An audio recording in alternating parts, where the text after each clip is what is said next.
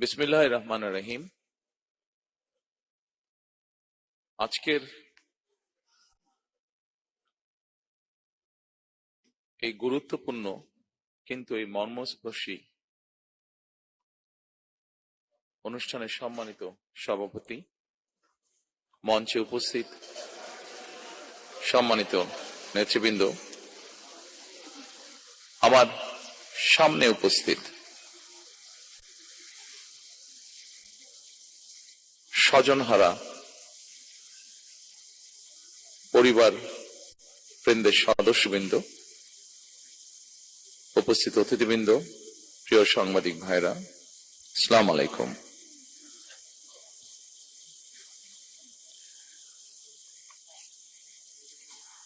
আজকের এই অনুষ্ঠানটি এবং এই অনুষ্ঠানে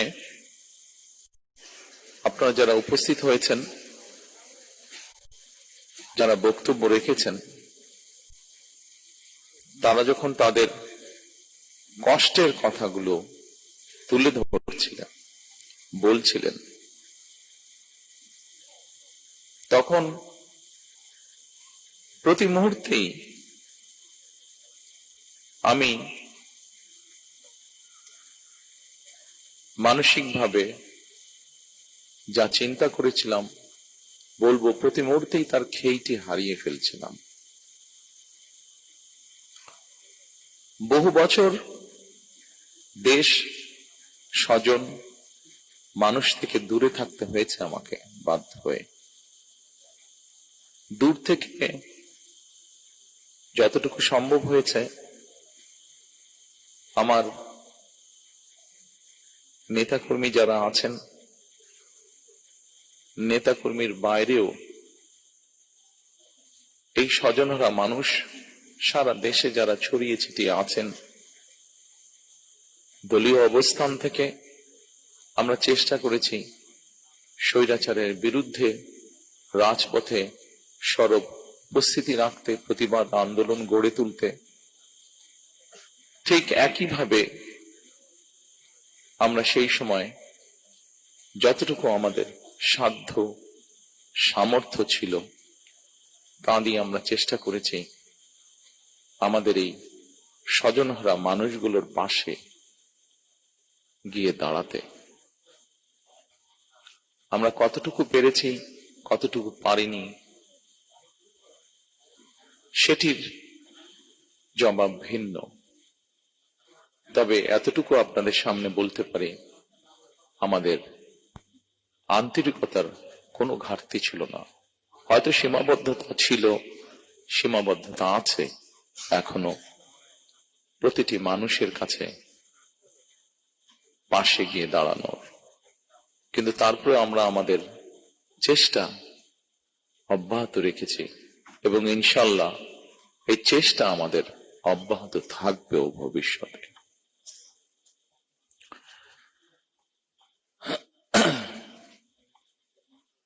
প্রিয়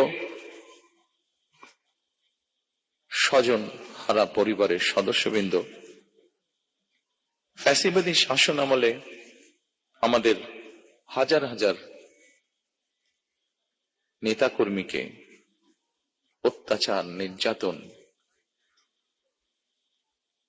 হত্যা করা হয়েছে।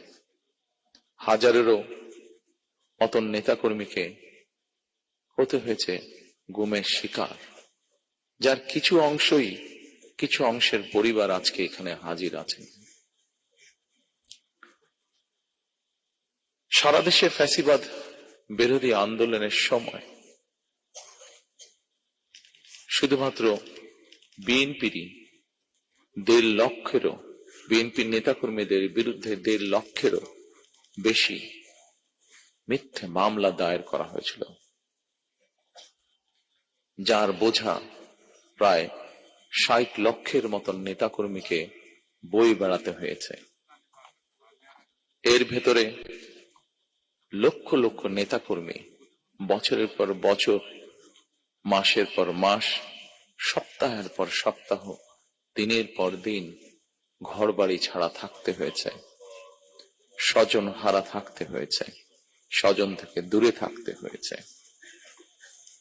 এসব সকল মামলাই ছিল রাজনৈতিক উদ্দেশ্য প্রণোদিত। গুম খুনের সেই বিভীষিকাময় দিনের বা রাতের অবসান হয়েছে। বাংলাদেশের মানুষ গণতন্ত্রের পথে হাঁটতে শুরু করেছে।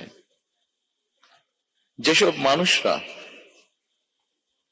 তাদের স্বজন হারিয়েছেন, যেসব মায়েরা তাদের সন্তান হারিয়েছেন, যেসব বোনেরা তাদের স্বামীকে হারিয়েছেন, যেসব সন্তানেরা তাদের পিতাকে হারিয়েছেন, তাদের সত্যিকার ভাবে যদি বলতে হয়, আসলে আপনাদেরকে সান্ত্বনা দেওয়ার মতন ভাষা বোধহয় আমাদের কাছে নেই।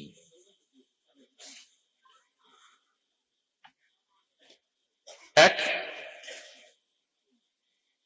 দুঃসহ সময় আমরা অতিক্রম করেছি। এই দুঃসময়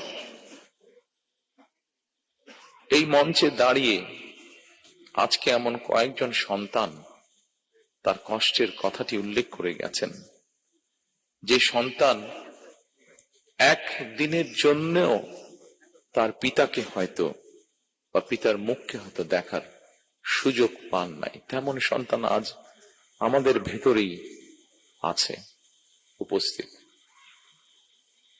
হয়তো বা একমাত্র আল্লাহ রাব্বুল আলামিন জানেন যে সন্তান তার পিতাকে না দেখার কষ্টের কথা এখানে বলে গিয়েছে। আমরা জানি না, একমাত্র রব্বুল আলামিন জানেন সেই সন্তান তার পিতাকে আবার কোনোদিন দেখবে কিনা। অনেক সন্তান এখনো অপেক্ষায় আছেন। আমি এখানে ঢোকার সময় মায়ের ডাকের পক্ষ থেকে কতগুলো ফটো এক্সিবিশনের মতন এক্সিবিট করা হয়েছে ওখানে। সেখানে একটি ছবি দেখেছি, সেই ছবি থেকে আমার মনে হয়েছে আমার মনের সাথে সেই ছবিটি মিলে গিয়েছে মনের কথার সাথে। অনেক সন্তান এখনো অপেক্ষায় আছে যে তাদের সেই গুম বা হারিয়ে যাওয়া, যেভাবে বলি গুম হয়ে যাওয়া পিতা হয়তো এখনো হঠাৎ করে তাদের দরজায় এসে কড়াতে নাড়বে। অনেক মা হয়তো এখনো অপেক্ষায় আছেন তার গুম হয়ে যাওয়া প্রিয় সন্তানটি হঠাৎ করেই মায়ের সামনে এসে হাজির হয়ে মা বলে ডাকবেন।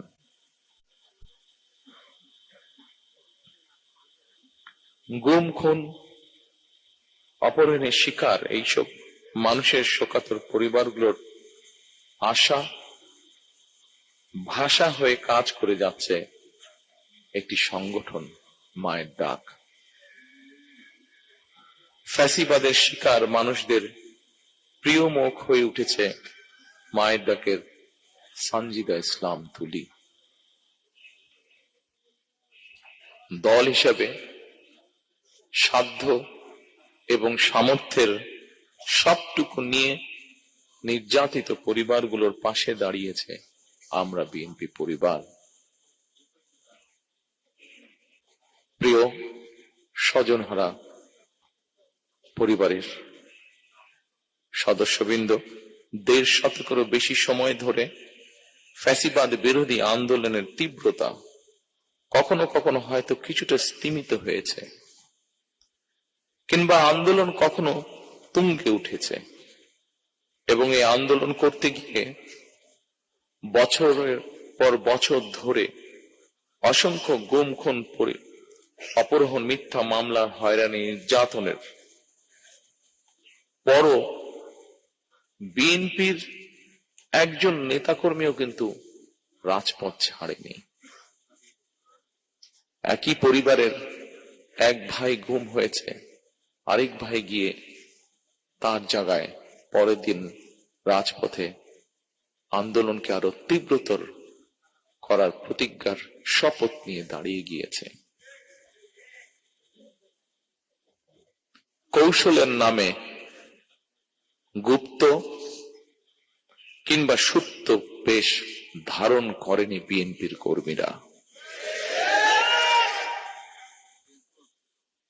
আমি বিশ্বাস করি, দৃঢ়ভাবে বিশ্বাস করি, যে দলের নেতাকর্মীরা অন্যায়ের বিরুদ্ধে এ ধরনের আপোষহীন ভূমিকা রাখতে পারে, সেই দলের বিরুদ্ধে ষড়যন্ত্র কিংবা অপপ্রচার চালিয়ে কেউ এই দলকে দমন করে রাখতে পারবে না ইনশাআল্লাহ।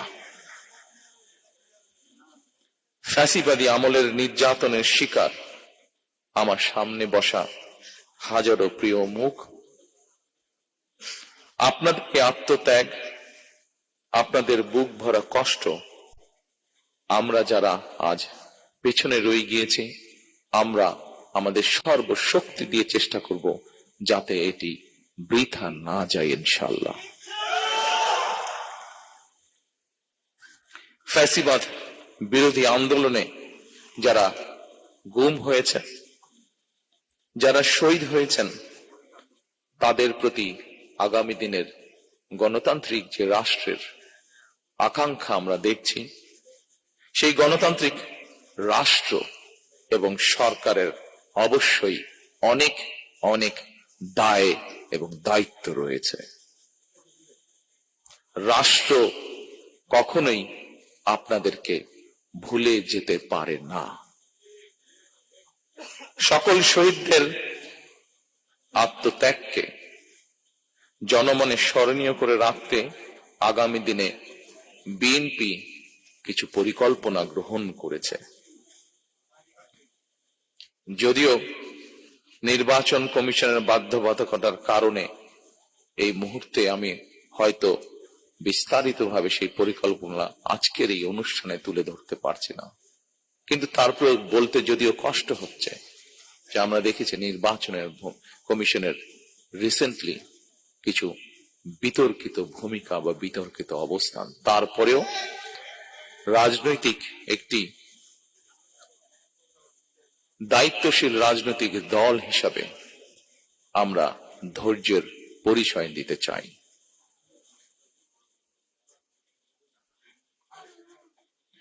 তবে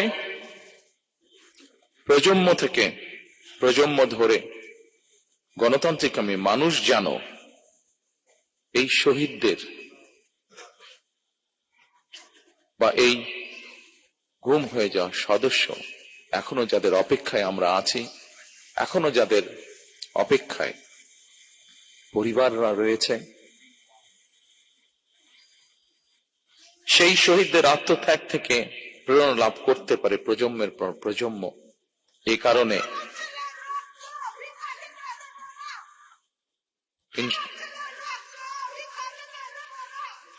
ইনশাল্লাহ ইনশাল্লাহ মা, ইনশাল্লাহ আমরা আপনার সাথে আছি, আমরা আপনার সাথে আছি মা। এ কারণেই যা আজ থেকে এক যুগেরও বেশি সময় আগে আমি বলেছিলাম, আজ আবারও এই স্বজনহারা মানুষগুলোর সামনে আমি তুলে ধরতে চাই, সেটি হলো ইনশাল্লাহ আমাদের দল বাংলাদেশের মানুষের সমর্থন নিয়ে রাষ্ট্র গঠনে, সরকার গঠনে সক্ষম হলে পরে আমরা এই শহীদ পরিবারদের নামে রাষ্ট্রের, দেশের গুরুত্বপূর্ণ সড়ক কিংবা রাষ্ট্রের বিভিন্ন গুরুত্বপূর্ণ সরকারি বেসরকারি স্থাপনার নামকরণ করব,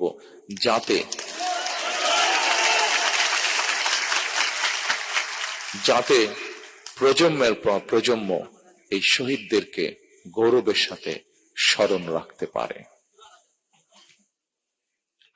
প্রিয় স্বজনহারা উপস্থিতিবৃন্দ, সাংবাদিক ভাইরা, উপস্থিত নেতৃবৃন্দ, এখানেই শেষ নয়। রাষ্ট্রীয় সহিংসতার শিকার পরিবারগুলোর প্রতি সাধ্য মতন রাষ্ট্রীয় সহায়তা হাত বাড়ানোর প্রয়োজন রয়েছে বলেও আমি ব্যক্তিগতভাবে বিশ্বাস করি। সুতরাং স্বাধীনতা প্রিয়, গণতন্ত্র প্রিয় প্রতিটি মানুষের সামনে জনগণের প্রতি দায়িত্বশীল একটি মানবিক রাষ্ট্র গঠনের সুযোগ আমাদের সামনে এসেছে। কেউ কেউ বিভিন্ন রকম কথা বলে একটি অবস্থা তৈরি করার চেষ্টা করছে, যেখানে এই গণতন্ত্রের পথ যে তৈরি হয়েছে সেটি যাতে বাধাগ্রস্ত হয়। আমি অনুরোধ করব আপনারা, এবং আমি অনুরোধ করব বাংলাদেশের দলমত নির্বিশেষে প্রতিটি মানুষ যারা গণতন্ত্রে বিশ্বাস করেন, সেই প্রতিটি মানুষকে আজ সজাগ থাকার জন্য, যারা বিভিন্ন উসিলা দিয়ে বিতর্ক তৈরি করে গণতন্ত্রের পথকে আবার নষ্ট করার বা ব্যাহত করার চেষ্টা করছেন, তারা যাতে সফল না হয়। প্রিয় স্বজনরা, উপস্থিতিবৃন্দ, এবার যদি আমরা একটি দায়িত্বশীল গণতান্ত্রিক রাষ্ট্র এবং সরকার গঠনের সুযোগ হাতছাড়া করি, তাহলে গণতান্ত্রিক আন্দোলনের আমাদের যে শহীদ, সেই শহীদদের প্রতি জুলুম করা হবে, তাদের আত্মত্যাগের প্রতি অমর্যাদা করা হবে। ৭১ সালের যারা শহীদ হয়েছেন এই দেশকে স্বাধীন করার জন্য, ৯০-এর স্বৈরাচার বিরোধীতে আন্দোলনে যারা শহীদ হয়েছেন, বিগত ১৬ বছরে যারা গুম শহীদ হয়েছেন, বিভিন্নভাবে নির্যাতিত পঙ্গুত্ব বরণ করেছেন, ২৪-এর আন্দোলনে, ৫ই আগস্টের আন্দোলনে যারা শহীদ হয়েছেন, যে হাজারো মানুষ যারা বিভিন্নভাবে পঙ্গুত্ব বরণ করেছেন,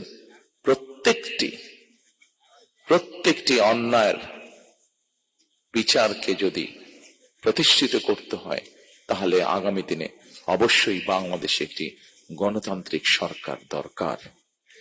যে গণতান্ত্রিক সরকার, আপনারা যারা আজকে সামনে বসে আছেন, এখানে উপস্থিত হয়েছেন শত কষ্ট বুকে নিয়ে, এই মানুষগুলো যাতে ন্যায় বিচার পেতে পারে, দেশের আইনের দৃষ্টিতে আইন অনুযায়ী যাতে ন্যায় বিচার পেতে পারে, তার একটি মাত্র উপায় হচ্ছে, সেই ন্যায় বিচারকে নিশ্চিত করার একটি মাত্র উপায় হচ্ছে বাংলাদেশে আগামী দিনে অবশ্যই একটি গণতান্ত্রিক সরকার প্রতিষ্ঠিত করতে হবে। যেই সরকার জনগণের আকাঙ্ক্ষা পূরণে কাজ করবে, যেই সরকার মানুষের যারা নির্যাতিত হয়েছে, অত্যাচারিত হয়েছে, তাদের প্রতি ন্যায় বিচার করবে। আসুন আমরা আজকে সেই শপথ গ্রহণ করি, আমরা আজকে সেই প্রত্যাশা করি। আপনাদের আজকের এখানে আসা, এখানে উপস্থিত হওয়া যাতে বৃথা না যায়। আরো যাতে শহীদ যারা আছেন, শহীদ পরিবার আছেন, প্রত্যেকটি মানুষ সময় লাগুক, কিন্তু ধৈর্যের সাথে আমরা যাতে আপনাদের প্রতি যে অন্যায় হয়েছে সেই অন্যায়ের বিচার যাতে হতে পারে, আপনারা যাতে ন্যায্যতা পেতে পারেন, সেই লক্ষ্যে আমরা কাজ করি, আমরা ধৈর্য ধারণ করি, আমরা আমাদের সজাগ থাকি, যাতে আমাদের গণতান্ত্রিক যাত্রা যা শুরু হয়েছে তাতে যাতে কেউ ব্যাঘাত করতে না পারে। পরিশেষে আবারও শহীদদের আত্মার মাগফিরাত কামনা করে, যারা নির্যাতিত অত্যাচারিত শহীদ পরিবার, যারা গুম পরিবার, প্রত্যেকের যাতে আইনের দৃষ্টিতে ন্যায্যতা, ন্যায় যাতে প্রত্যেকের প্রতি নিশ্চিত হয়, সেই প্রত্যাশা রেখে আমার বক্তব্য শেষ করছি। আল্লাহ হাফেজ।